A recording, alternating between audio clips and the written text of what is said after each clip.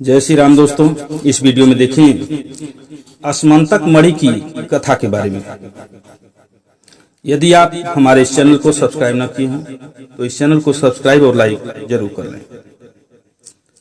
असमंतक मणि की कथा गणेश चतुर्थी पर चंद्र दर्शन करने पर अभिशापित हुए मनुष्य को दोष मुक्त करने वाली कथा है।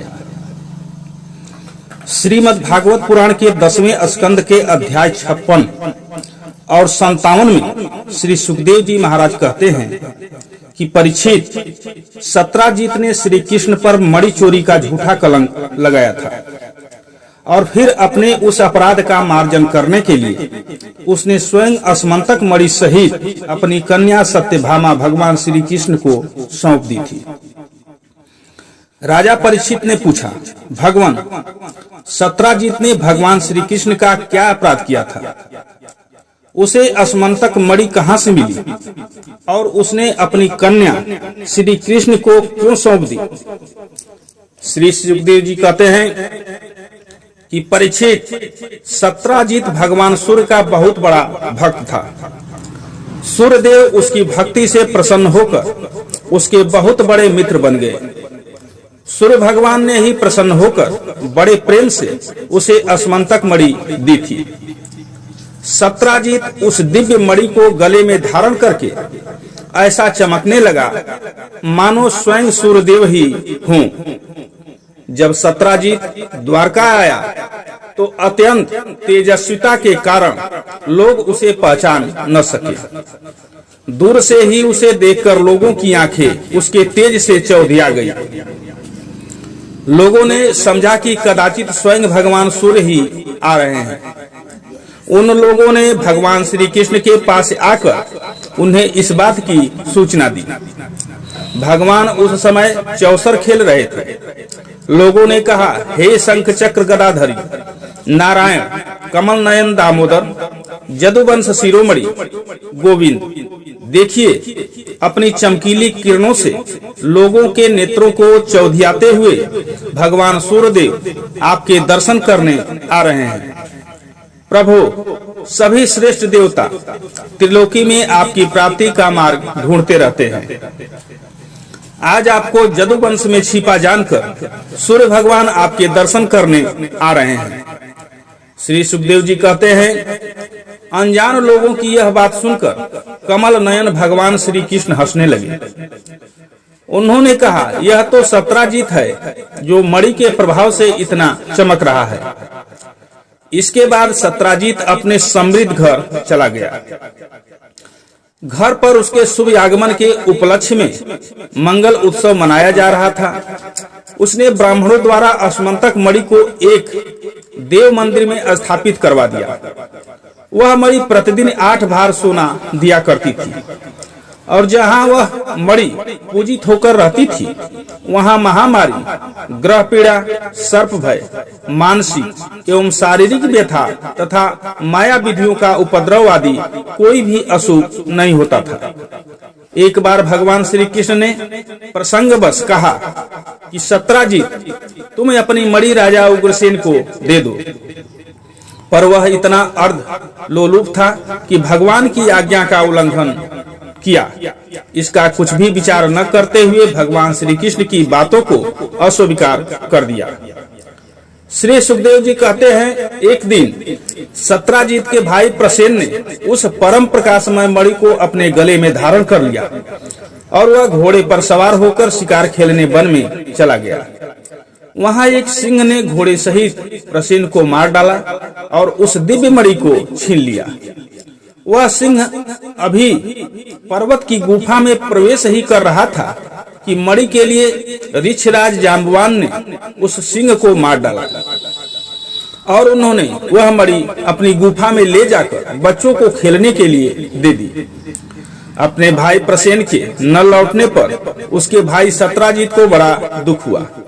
वह कहने लगा, बहुत संभव है कि श्री कृष्ण ने ही मेरे भाई को मार डाला हो, क्योंकि वह मणि गले में डालकर बन गया था।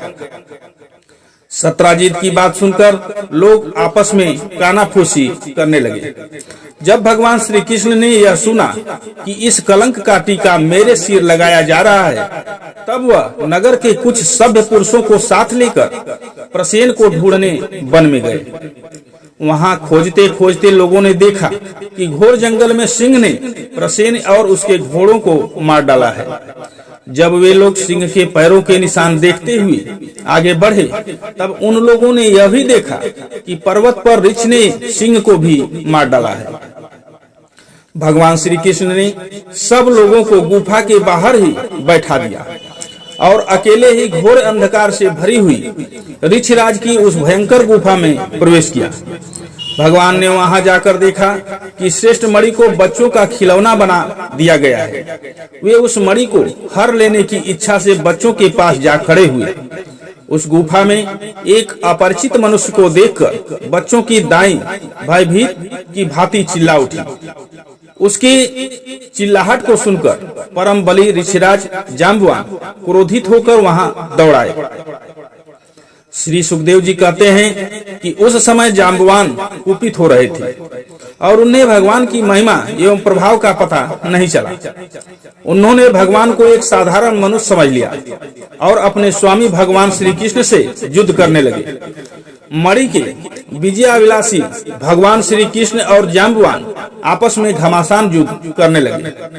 पहले तो उन्होंने अस्त्र शस्त्रों का प्रहार किया और फिर शिलाओं का उपयोग किया। तत्पश्चात वे दोनों वृक्ष उखाड़कर एक दूसरे पर फेंकने लगे। अंत में इनमें बाहुयुद्ध होने लगा। वज्र प्रहार के समान कठोर घूसों की चोट से जाम्बवान के शरीर की एक गांठ टूट गई। उनका उत्साह जाता रहा। तब उन्होंने अत्यंत विस्मित चकित होकर भगवान श्री कृष्ण से कहा, हे प्रभु, मैं जान गया आप ही समस्त प्राणियों के रक्षक प्राण पुरुष भगवान हैं। आप ही सृष्टि के रचयिता ब्रह्मा आदि को भी बनाने वाले हैं और आप अवश्य ही मेरे वही भगवान हैं जिन्होंने अपने दिव्य बाणों से राक्षसों के सिर काट काट कर पृथ्वी पर गिरा दिया। जब जाम्बवान ने भगवान को पहचान लिया, तब भगवान श्री कृष्ण ने अपने परम कल्याणकारी कर कमल को जाम्बवान के शरीर पर फेर दिया और फिर कृपा से भरकर अत्यंत प्रेम से अपने भक्त जाम्बवान से कहने लगे कि हम इस मणि के लिए तुम्हारी गुफा में आए हैं और इस मणि के द्वारा मैं अपने ऊपर लगे झूठे कलंक को मिटाना चाहता हूँ। भगवान के ऐसा कहने पर जाम्बवान जी ने बड़े आनंद के साथ उनकी पूजा करने के लिए अपनी कन्या कुमारी जाम्बवती जी को मणि के साथ भगवान के श्री चरणों में समर्पित कर दिया। भगवान श्री कृष्ण जिन लोगों को गुफा के बाहर छोड़ गए थे, उन्होंने 12 दिन तक उनकी प्रतीक्षा की, पर जब उन्होंने देखा कि अब तक भगवान गुफा से नहीं निकले, तो वह सब अत्यंत दुखित हो द्वारका वापिस लौट आए। वहां जब माता देवकी, रुक्मिणी, वसुदेव जी सहित अन्य संबंधियों और कुटुंबियों को पता चला, तो उन्हें बहुत शोक हुआ। सभी द्वारकावासी सत्राजित को भला बुरा कहने लगे और भगवान श्री कृष्ण की प्राप्ति के लिए महामाया की शरण गए। महामाया उनकी उपासना से प्रसन्न होकर प्रकट हुई और उन्हें आशीर्वाद दिया। उसी समय उनके बीच में मणि सहित अपनी नववधू जाम्बवती को लेकर प्रकट हो गए। तदंतर भगवान ने सत्राजित को राजसभा में महाराज उग्रसेन के पास बुलवाया और जिस प्रकार मणि प्राप्त हुई वह सब कथा सुनाकर उन्होंने वह मणि सत्राजित को सौंप दी। अपने अपराध पर सत्राजित को बड़ा पश्चाताप हो रहा था। किसी प्रकार वह अपने घर पहुंचा। अब वह यही सोचता रहता कि मैं अपने अपराध का मार्जन कैसे करूं, मैं ऐसा कौन सा कार्य करूं कि लोग मुझे कोसे नहीं। उसने विचार किया कि अब मैं अपनी रमणियों में रत्न के समान पुत्री सत्यभामा और असमंतक मणि दोनों को ही श्री कृष्ण को दे दूं, तो मेरे अपराध का अंत हो सकता है। अन्य कोई उपाय नहीं है। सत्यभामा शील स्वभाव, सुंदरता, उदारता आदि गुणों से संपन्न थी। सत्राजित ने अपनी कन्या और असमंतक मणि दोनों को ले जाकर भगवान श्री कृष्ण को अर्पित कर दिया।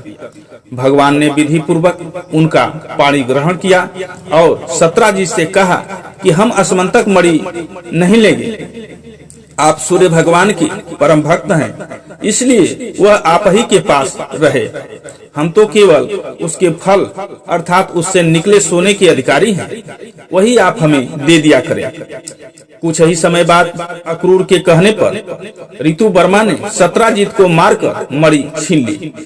श्री कृष्ण ने अपने बड़े भाई बलराम के साथ उनसे युद्ध करने पहुंचे। युद्ध में जीत हासिल होने वाली थी कि ऋतु वर्मा ने मणि अक्रूर को दे दी और भाग निकला। श्री कृष्ण ने युद्ध तो जीत लिया, लेकिन मणि हासिल नहीं कर सके।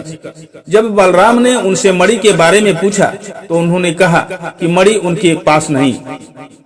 ऐसे में बलराम खिन्न होकर द्वारिका जाने की बजाय इंद्रप्रस्थ लौट गए। उधर द्वारका में फिर चर्चा फैल गई कि श्री कृष्ण ने मणि के मोह में भाई का भी तिरस्कार कर दिया। मणि के चलते झूठे लांछनों से दुखी होकर श्री कृष्ण सोचने लगे कि ऐसा क्यों हो रहा है। तब नारद जी आए और उन्होंने कहा कि हे श्री कृष्ण, आपने भाद्रपद में शुक्ल चतुर्थी की रात को चंद्रमा के दर्शन किए थे और इसी कारण आपको मिथ्या कलंक झेलना पड़ रहा है। श्री कृष्ण चंद्रमा के दर्शन की बात विस्तार पूर्वक पूछने पर नारद जी ने श्री कृष्ण को कलंक वाली यह कथा बताई थी। एक बार भगवान श्री गणेश ब्रह्मलोक से होते हुए लौट रहे थे कि चंद्रमा को गणेश जी का स्थूल शरीर और गजमुख देखकर हंसी आ गई। गणेश जी को अपना यह अपमान सहन नहीं हुआ और उन्होंने चंद्रमा को शाप देते हुए कहा कि पापी, तूने मेरा मजाक उड़ाया है। आज मैं तुझे शाप देता हूँ कि जो भी तेरा मुख देखेगा वह कलंकित हो जाएगा। गणेश जी का शाप सुनकर चंद्रमा बहुत दुखी हुए, क्योंकि इस प्रकार तो उन्हें सृष्टि में सर्वदा अशुभ होने की मान्यता प्राप्त हो जाएगी। गणेश जी के शाप वाली बात चंद्रमा ने समस्त देवताओं को बताई तो सभी देवताओं को चिंता हुई और विचार विमर्श करने लगे कि चंद्रमा ही रात्रि काल में पृथ्वी का आभूषण है तथा इसे देखे बिना पृथ्वी पर रात्रि का कोई काम पूरा नहीं हो सकता। अतः चंद्रमा को साथ लेकर सभी देवता ब्रह्मा जी के पास पहुंचे। देवताओं ने ब्रह्मा जी को सारी घटना विस्तार से सुनाई। उनकी बातें सुनकर ब्रह्मा जी बोले, चंद्रमा, तुमने सभी गणों के आराध्य देव शिव पार्वती के पुत्र गणेश का अपमान किया है। यदि तुम गणेश के शाप से मुक्त होना चाहते हो तो श्री गणेश जी का व्रत रखो, ये दयालु हैं, तुम्हें माफ कर देंगे। चंद्रमा गणेश जी को प्रसन्न करने के लिए कठोर व्रत तपस्या करने लगे। भगवान गणेश चंद्रमा की कठोर तपस्या से प्रसन्न हुए और कहा कि वर्ष भर में केवल एक दिन भाद्रपद में शुक्ल चतुर्थी की रात्रि को जो तुम्हें देखेगा उसे ही कोई मिथ्या कलंक लगेगा, बाकी दिन कुछ नहीं होगा। केवल एक ही दिन कलंक लगने की बात सुनकर चंद्रमा समेत सभी देवताओं ने राहत की सांस ली। उसी दिन से गणेश चतुर्थी यानी भाद्रपद मास की शुक्ल पक्ष की चतुर्थी को चंद्र दर्शन निषेध माना गया है। स्वयं श्री कृष्ण जी ने भागवत स्कंद 10 के अध्याय 56 में इसे मिथ्या अभिशाप कहकर मिथ्या कलंक का ही संकेत दिया है। स्कंद पुराण में भगवान श्री कृष्ण ने स्वयं कहा है कि भादव के शुक्ल पक्ष के चंद्र दर्शन मैंने गोखूर के जल में किए, जिसके फलस्वरूप मुझ पर मणि की चोरी का झूठा कलंक लगा। अतः अस्मंतक मणि की यह कथा गणेश चतुर्थी पर चंद्र दर्शन करने पर अभिशापित हुए मनुष्य को दोष मुक्त करती है। बोलिए कृष्ण भगवान की जय।